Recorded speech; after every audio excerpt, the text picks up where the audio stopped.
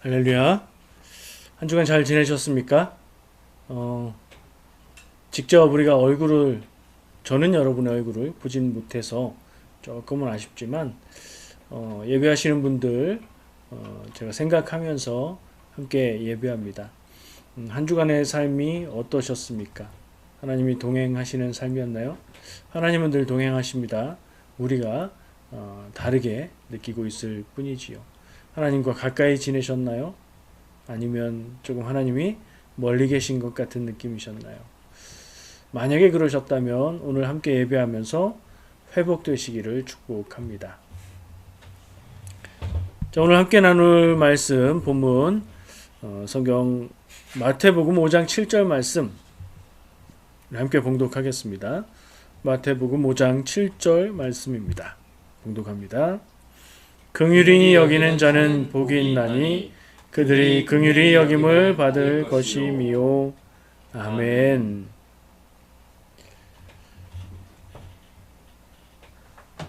성경에 그런 말들이 있어요. 우리가 일상에서는 사용하지 않는 말들이에요.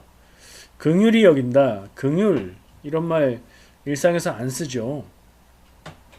근데 그런 말들은 첫 번째, 일상에서 잘 쓰지 않아서 무슨 의미인지 명확하게 잘 모를 때가 있어요. 약간 희미하게 혹은 그냥 느낌으로 무슨 뜻이겠거니 이렇게 생각할 수 있어요.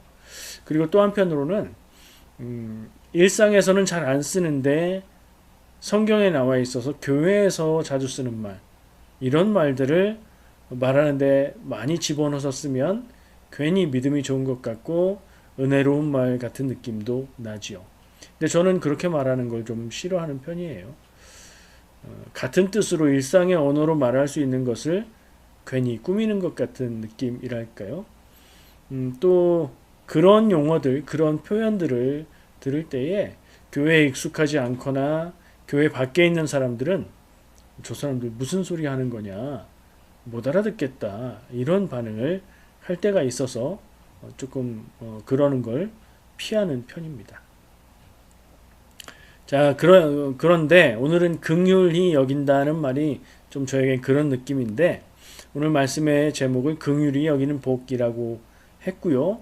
계속 하던 대로 예수님이 하신 말씀을 나누고 있고요. 그 중에서 팔복 중에서도 긍휼히 여기는 것에 대해서 오늘 나누도록 하겠습니다.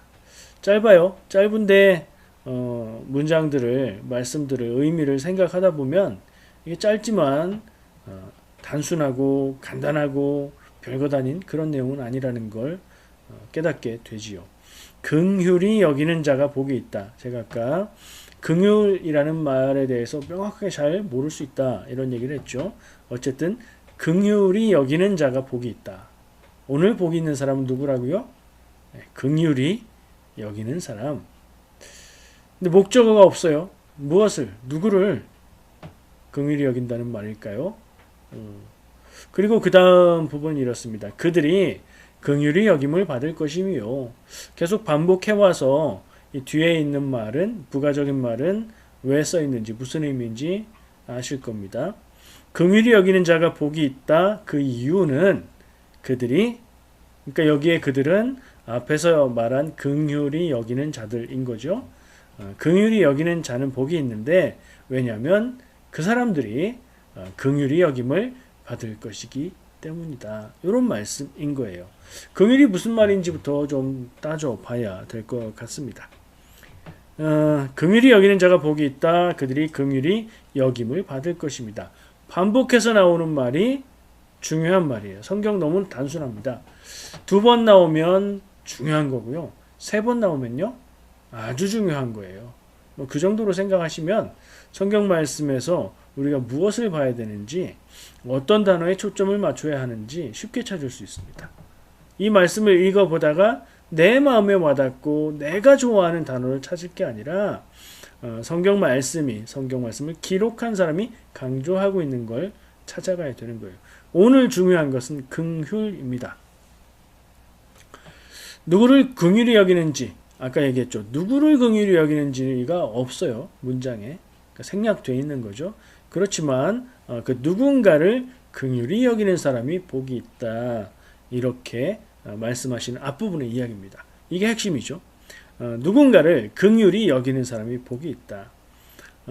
교회에서 많이 들은 긍휼이라는 말 어떤 의미인지 느낌상은 어떤 뜻으로 여겨집니까? 긍휼히 여긴다. 하나님이 우리를 긍휼히 여기신다는 표현이 있고 예수님이 긍휼히 여기신다는 표현도 잘 어울리고요. 사람이 다른 사람을 긍휼히 여긴다라고 할 때는 그냥 불쌍히 여긴다. 불쌍하고 애처롭고 안쓰럽게 여긴다. 이런 정도의 의미, 느낌, 그런 문맥으로 여러분들이 읽으셨죠? 제대로 읽으신 거예요. 긍휼히 여긴다는 말은 불쌍히 여긴다는 말과 의미가 같습니다. 그러면 그냥 불쌍히 여긴다고 쓰면 되지 왜 긍휼이라고 썼을까? 한자 말이고요. 거기에 담긴 의미와 뜻이 그냥 불쌍히 여기는 그 정도 선에서 끝나는 게 다가 아니기 때문입니다.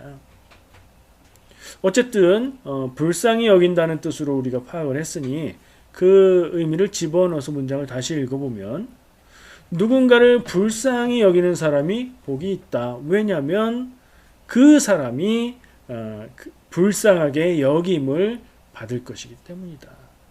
이런 의미는 기본적으로 파악할 수 있을 것 같아요. 그러니까 내가 누군가를 불쌍하게 여기면 그 사람이 복이 있는데 왜냐? 내가 남을 불쌍히 여겼던 내가 또 누군가로부터 불쌍히 여김을 받을 것이기 때문이다. 이거 기브 앤 테이크 느낌이죠. 주고받는 거 내가 줬을 때 오는 게 있고 안 주면 오는 게 없다. 그 얘기가 다인가? 그런 의미가 들어있긴 해요. 근데 그게 다인가 하는 생각이 들긴 하죠. 어려운 사람을 불쌍히 여기는 마음으로 도와주면 복이 있다. 왜냐하면 내가 어려울 때 도움을 받을 것이기 때문이다. 이런 의미로 생각하는 거 일단은 틀리지는 않습니다. 그러나 이게 다인가를 질문해 볼 필요가 있죠. 대충은 맞는 것 같은데 그게 다일까? 저는 약간 부족하다는 느낌을 받게 됩니다. 성경 말씀을 보다가 보면요.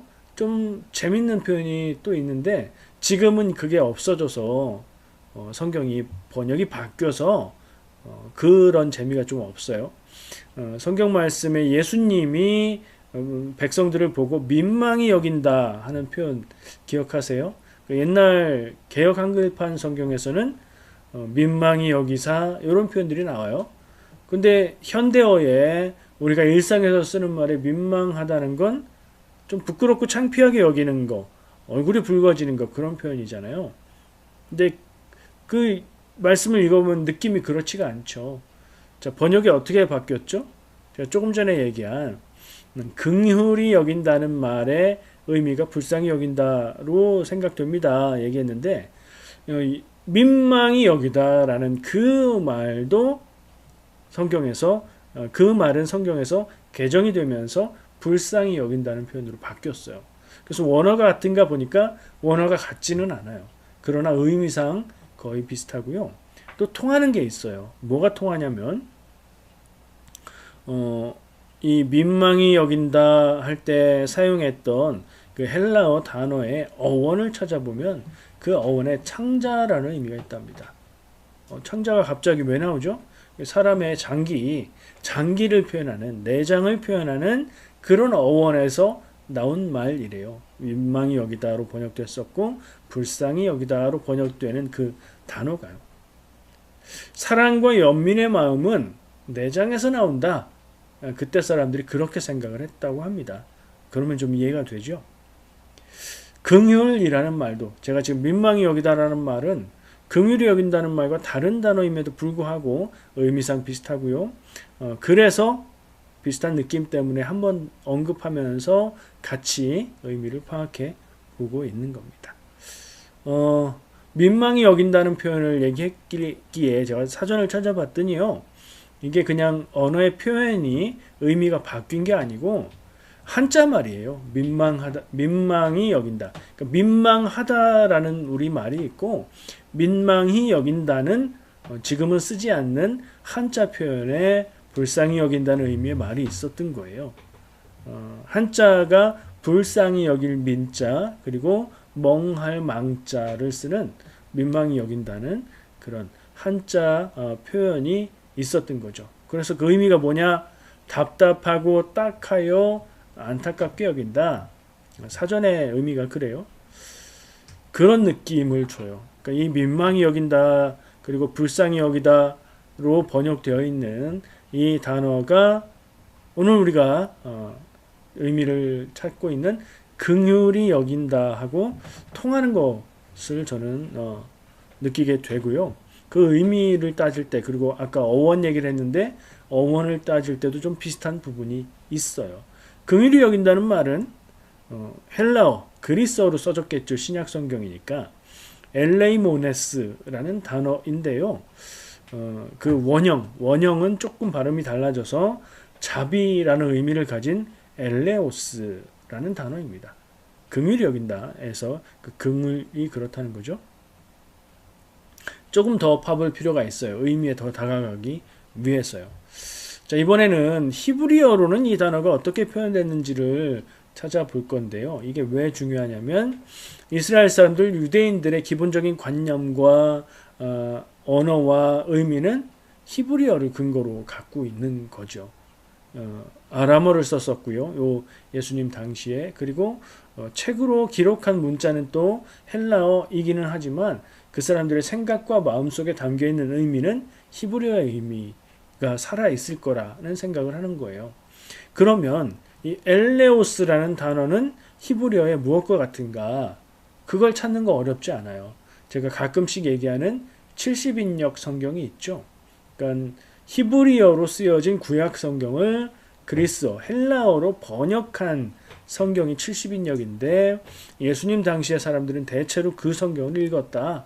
그렇게 얘기했죠. 자, 구약이 히브리어에서 헬라어로 번역됐다. 그럼 그 엘레오스로 번역되어 있는 히브리어의 원래 단어를 찾으면 이 긍휼히 여긴다는 말의 그 뿌리까지 가볼 수 있는 거예요. 두 단어를 사용합니다. 헤세드라는 말도 엘레오스로 번역을 하고 있고요. 라함이라는 단어도 엘레오스로 번역을 해요. 이 두 단어는 의미가 거의 비슷한 단어인데 어원은 다르고 의미하는 바 근본적인 의미는 좀 달라요. 헤세드는 많이 들어보셨죠? 언제 어디서 들어보셨어요? 헤세드의 의미는 뭐예요? 저는 그냥 사랑, 은혜 뭐 이런 의미로 그냥 문맥적으로 파악을 했었는데 이 단어 역시 한글로 번역될 때는 여러 말로 번역돼요. 그 무슨 의미예요? 여러 단어로 번역이 된다는 건 그 원래 단어를 그대로 번역할 수 있는 우리말이 없다는 얘기예요. 그러니까 사랑이라고 하는 것도 좋긴 한데 완전하지 않고 은혜라고 번역해도 완전하지 않고 그러니까 사랑이기도 하고 은혜기도 하고 하여튼 불쌍히 여기는 마음이기도 하고 뭐 그런 느낌이에요. 주로 어떤 때 사용되느냐? 주인이 종을 불쌍히 여기고 바라보고 사랑하고 은혜를 베풀 때. 또 그런 관계라면 하나님이 사람에 대해서 불쌍히 여기고 사랑하고 은혜를 베푸실 때 요 헤세드라는 단어가 사용이 됐다는 걸 알 수 있어요.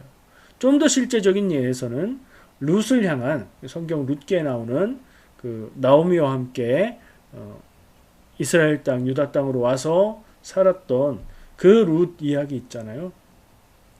누구하고 결혼하죠? 보아스하고 결혼하죠. 이 룻을 향한 보아스의 마음이 헤세드라고 표현할 수 있어요. 사랑이죠. 그리고 은혜를 베푸는 마음이고요. 불쌍하게 여기는 마음이고요. 그게 긍휼이라는 의미하고 통한다는 거예요. 자, 긍휼이라는 단어가 그런 어원과 의미들을 한쪽에는 갖고 있고 또 하나 있다고 했죠. 라함이라는 단어. 라함은 이것도 아까 제가 비슷하다고 그 민망히 여긴다는 말이 비슷하다고 했던 이유가 여기 있는데요. 라함이라는 말은 자궁, 엄마의 자궁, 그리고 창자 이런 의미를 갖는다는 거예요. 긍휼히 여긴다, 불쌍히 여긴다, 사랑한다 이런 의미를 우리가 찾고 있는데 왜 자궁이라는 의미, 창자라는 의미가 그런 의미를 갖게 됐을까? 자궁은 해석이 몇 가지 있는데 자궁이라는 의미에서는 뭐가 오냐?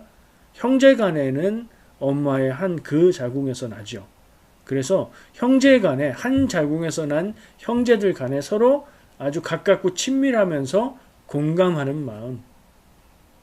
그래서 내 동생, 내 형이 어렵고 힘들 때 마음 아프고 돕고 싶고 공감하고 그런 느낌의 불쌍히 여기고 사랑하는 그 마음의 의미를 갖고 있다. 이렇게 해석을 하고요. 또 창자라는 의미는 사람의 창자가 어떻게 공감하고 사랑하고 이런 거와 관계될까 하는 생각을 해봤을 때 이건 고통과 연결되는데요.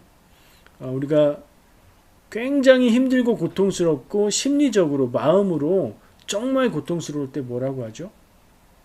창자가 끓는 것 같다. 창자가 끊어지는 것 같은 아픔이다. 이런 표현을 하죠. 옛날 저희 아버지가 즐겨 부르는 걸 들었던 노래 중에 단장의 미아리고개라는 가사가 나오는 그런 노래가 있었어요. 미아리고개에서 가족과 헤어졌던 그 전쟁의 아픔을 노래했던 그런 노래였는데요. 왜 단장이죠? 장이 끊어지는 것 같은 고통을 느끼며 사랑하는 가족과 헤어져야 했던 그런 아픔을 얘기하는 거예요. 이 라함, 자궁과 창자라는 의미를 가진 라함은 공감에서 누군가의 아픔과 슬픔과 괴로움에 공감하는데 마치 내 형제의 아픔에 공감하는 것처럼 그리고 내 창자가 끊어지는 것 같은 아픔 그걸 같이 느낄 만큼의 친밀감과 공감하는 마음을 가지고 사랑하고 불쌍히 여기고 은혜를 베푸는 마음으로 바라보는 그런 느낌인 거예요. 지금까지 얘기한 모든 것들을 딱 하나로 합쳐서 사랑하는 일을 불쌍히 여기는 마음이 긍휼히 여기는 거예요. 그러니까 단순히 불쌍해, 안 됐어, 어떻게 해 하고 지나가는 그거하고는 비교할 수 없는 공감이고 불쌍히 여김이고 사랑이고 그런 거죠. 정리해보면 이래요. 7절 오늘 말씀에서 복 있는 사람은 누구냐? 긍휼히 여기는 마음을 가진 사람이다. 지금 얘기한 그런 의미를 다 담은 긍휼히 여기는 마음을 가진 사람인데 긍휼히 여긴다는 것은 깊은 애정과 사랑을 가지고 애끓는 마음으로 불쌍히 여기고 사랑하는 거다. 여기까지 생각해 보니까 저는 느낌이 어떻냐? 그런 마음을 가지고 그런 성품을 가지고 사는 사람은 그 마음 자체가 복이다 하는 느낌이 들었어요. 그렇지 않습니까? 이 복의 반대에 있는 사람이 누굴까요? 여러분 사이코패스라는 말 들어보셨어요? 사이코패스 그러면 뭐가 떠올라요? 막 살인마, 연쇄살인마, 살인하고도 죄책감 느끼지 않고 눈 하나 꿈쩍하지 않는 사람 이런 느낌이 들죠. 근데 사이코패스라는 말은 살인마라는 말이 아니고요. 범죄자라는 말도 아니고요. 남의 마음과 고통에 공감하지 못하는 그런 증상을 가진 사람들을 일컫는 심리학 용어예요. 사이코패스의 성향이 있다고 해서 나쁜 사람, 범죄자, 살인자가 아니에요. 일반적으로 학자들의 연구에 의하면 어느 사회든 대략 왔다 갔다 하지만 1% 정도의 사이코패스 성향을 가진 사람들이 함께 살아가고 있다고 얘기합니다. 그러면 그 1%가 전부 다 연쇄살인마 막 이렇게 되면 난리가 나겠죠. 그렇지 않다는 거예요.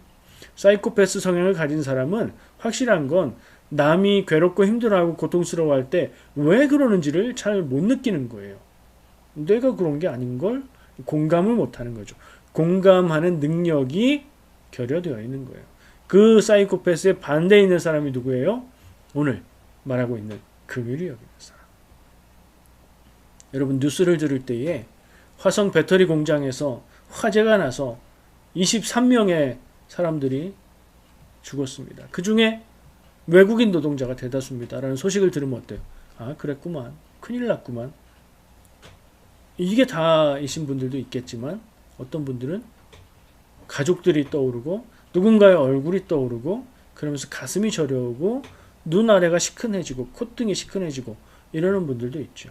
그러니까 공감하는 그 크기와 능력과 공감력은 사람마다 다른데 그 공감력을 가지고 고통당하는 사람들의 고통을 공감하면서 사랑하는 마음으로 불쌍히 여기는 사람, 그 긍휼히 여기는 사람. 저는 그런 마음을 가진 사람, 그런 성품 자체가 복이 있다고 생각을 하고요. 근데 말씀은, 예수님은 그 사람들은 복이 있다. 어쩌면 그 앞에 문장에서 그 성품, 그 마음이 복이 있다고 말씀하시는 것 같아요. 그리고 더불어서 더 좋은 복이 또 있는데 그들이 긍휼히 여김을 받을 것이다. 자, 제가 아까 앞부분에 긍휼히 여기는 자가 복이 있다. 누구를, 무엇을 이 없다고 했죠. 누구를일까요? 거기 들어갈 수 있는 대상은 나 외의 타인, 나 외의 다른 생명들, 이런 게 들어갈 수 있고요. 신앙적인 입장에서 그리고 또 다른 생각을 해보다 보면 나 자신을 긍휼히 여기는 마음으로 불쌍히 여길 수도 있죠. 하나님에 대해서도 한번 생각해 볼 수 있죠. 생각해 보니까 하나님에 대해서는 적절치 않은 것 같아요. 빼고요. 이 말씀에, 오늘 말씀에서 얘기하는 느낌을 생각해 볼 때는 나 자신을 긍휼히 여기는 것에 대한 얘기는 아닌 것 같아요. 그래서 저는 긍휼히 여기는 자가 복이 있다. 이 앞부분의 말인 나 외에 다른 사람, 나 외에 다른 생명들을 긍휼히 여길 수 있는 그런 사람이, 그 마음이 복이 있다. 그리고 더불어서 이제 뒤에 부분 뭐라고 얘기했죠? 그들이 긍휼히 여김을 받을 것입니다. 그 똑같은 공감과 깊은 사랑의 마음으로 불쌍히 여기는 그 마음을 받을 것이다 하는 얘기죠. 이 말씀을 들어보면 따뜻한 마음을 나누어 주었기 때문에 내가 또 따뜻한 마음을 받는다는 말이 딱 들어맞는 것 같아요. 가는 말이 고와야 오는 말이 곱다 하는 말과 같은 느낌이기도 하지요. 야고보서 2장 13절, 신약 성경에 있는 야고보서 2장 13절 말씀에 긍휼히 행하지 아니하는 자에게는 긍휼 없는 심판이 있으리라.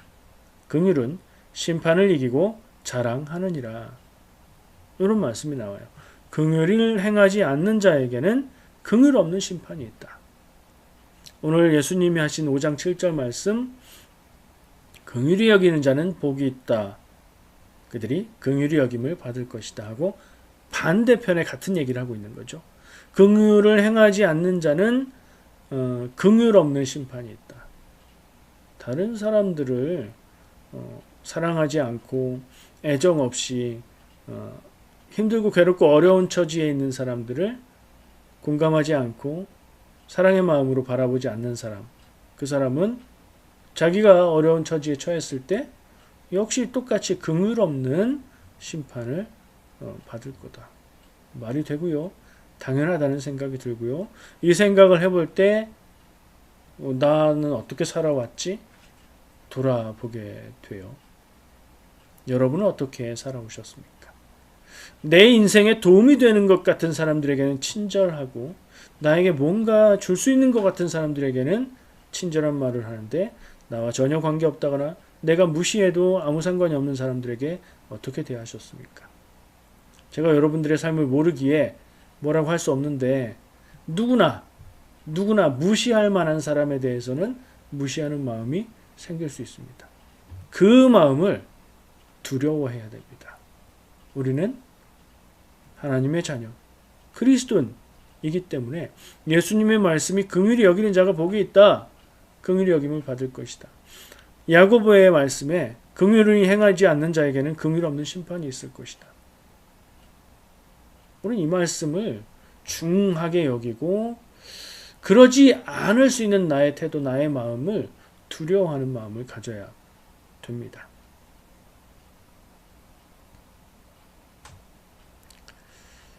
정리해보면요.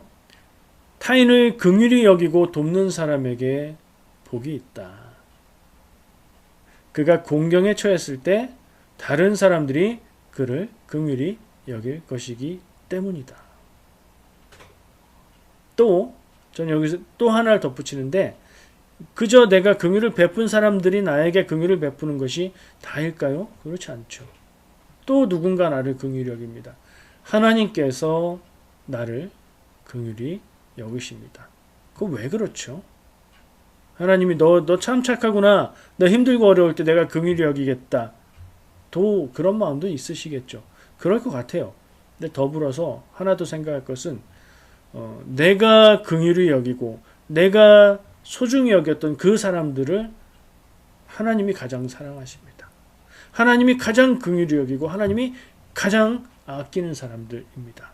그런 사람들을 내가 긍휼히 여기고 사랑하고 따뜻한 마음으로 바라보고 손을 내밀고 친절한 말을 하고 도왔으니 하나님이 나에게 긍휼의 복을 주지 않을까요?